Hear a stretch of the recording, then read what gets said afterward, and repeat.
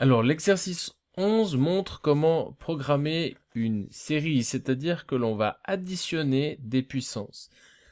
Probablement que votre prof de mathématiques vous a une fois raconté cette légende, selon laquelle l'inventeur des échecs aurait reçu les faveurs du roi et aurait pu lui demander un présent, et il aurait donc demandé de poser un grain de riz sur la première case d'échiquier, d'en poser deux sur la deuxième, 4 sur la troisième, etc. Donc vous êtes bien conscient que on est ici face aux puissances de 2, donc 1, 2, 4, 8, 16, 32, 64, c'est-à-dire 2 puissance n. Ok, on a déjà vu ces puissances de 2 lorsque l'on a étudié le binaire, on a vu que c'était quelque chose de très important en informatique, hein, les puissances de 2. Alors maintenant la question c'est, combien y a-t-il de grains de riz sur l'échiquier au total? Et vous allez voir que c'est un nombre assez astronomique. On peut le calculer mathématiquement, mais ça demande quelques connaissances en maths. Par contre, avec l'informatique, on peut demander à l'ordinateur de faire ce calcul lui-même et de faire l'addition lui-même. On se rappelle que un des bénéfices de l'informatique et de l'ordinateur, c'est de pouvoir faire des gros calculs de manière très facile. Alors à nouveau, on n'a pas besoin d'importer les commandes de la tortue. On va définir une commande qu'on va appeler nombre de grains. D'accord ? Et puis, on va dire peut-être combien on en met sur le premier, la première case. Donc, appelons ceci nombre de grains sur la case. Pour le moment, j'appelle comme ça. Et puis, une deuxième qui est le nombre de cases. D'accord? Alors, dans cet échiquier-là, qui est un échiquier standard, il y a 64 cases. Ok, bon là, pour le moment, je vais juste faire quelque chose. Et puis, on va appeler cette commande avec quelle valeur? Alors, ici, nombre de grains sur la première case, c'est 1. Et le nombre de cases, c'est 64. Il y a peut-être encore autre chose dont on aura besoin, c'est une variable qui permet d'accumuler les différentes quantités de grains de riz sur chacune des cases.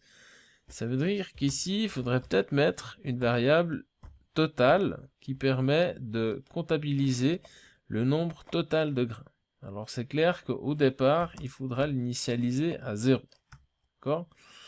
Alors bon, si j'appelle cette commande, évidemment, pour le moment, ça n'a aucun sens. Il m'écrit salut. Alors ce qu'on peut faire maintenant, c'est répéter, nombre de cases fois. On va répéter ceci autant de fois qu'il y a de cases sur l'échiquier. Et à chaque case, qu'est-ce qu'on va faire? On va prendre la valeur actuelle, le nombre de grains qu'il y a sur la case actuelle. On aurait pu appeler ça nombre de grains actuel, par exemple. Donc, actuel, c'est sur la case qu'on est en train d'additionner. Donc, chaque passage dans la boucle va correspondre à l'addition du nombre de grains sur la case.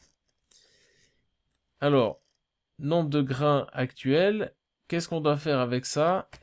On doit le mettre dans le total. C'est-à-dire que le total, on doit ajouter ce qu'il y a dans le nombre de grains actuel à l'intérieur du total. Alors, peut-être avant de faire ça, on va simplement faire print nombre de grains. Et puis, ce qu'on va faire, c'est multiplier par 2 le nombre de grains qu'il y a sur la case, parce qu'à chaque case, chaque fois qu'on passe à une autre case, donc chaque fois qu'on passe un autre passage dans la boucle, on va multiplier ça par 2. Allons-y. Et vous voyez que ici, on a fait ceci 64 fois. On arrive à un nombre absolument astronomique de grains de riz. Donc ça, c'est le grain de riz sur la première case, sur la deuxième case, sur la troisième case, sur la quatrième case, etc. Donc ça, c'est 2 puissance 0, 2 puissance 1, 2 puissance 2. Donc le dernier nombre, là, à la fin, on aurait pu le trouver, en fait, en faisant une opération mathématique, c'est 2 puissance 63. D'accord? Alors si j'exécute ça, vous allez voir que à la fin, il y a 2 fois le même nombre, parce que cette fois-ci, c'est ici, c'est ceci, 2 à la puissance 63. C'est ce nombre-là, 2 à la puissance 63. Alors maintenant, au lieu d'afficher combien il y a de grains sur chaque case, ce que l'on veut faire, c'est additionner ce nombre de grains à chaque fois. Ça veut dire que ce qu'on veut faire, c'est dire, dans le total, je veux rajouter le nombre de grains de la case actuelle. Et puis, on peut se permettre également d'afficher ici la valeur de la variable totale.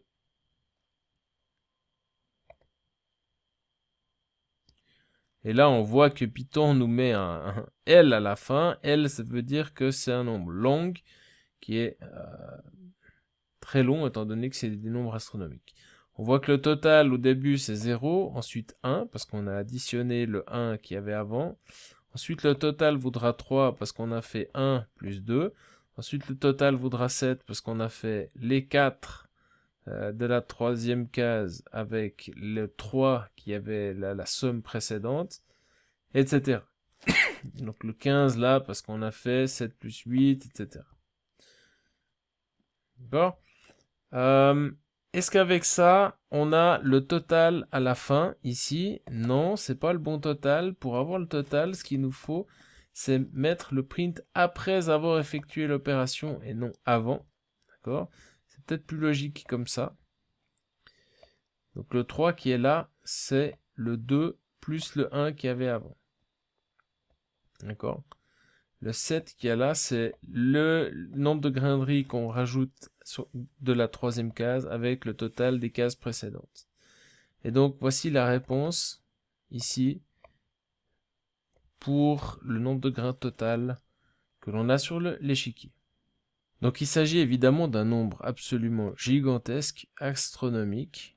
Donc c'est un nombre, c'est 1,8 à la puissance fois 10 à la puissance 19, hein, donc c'est absolument gigantesque.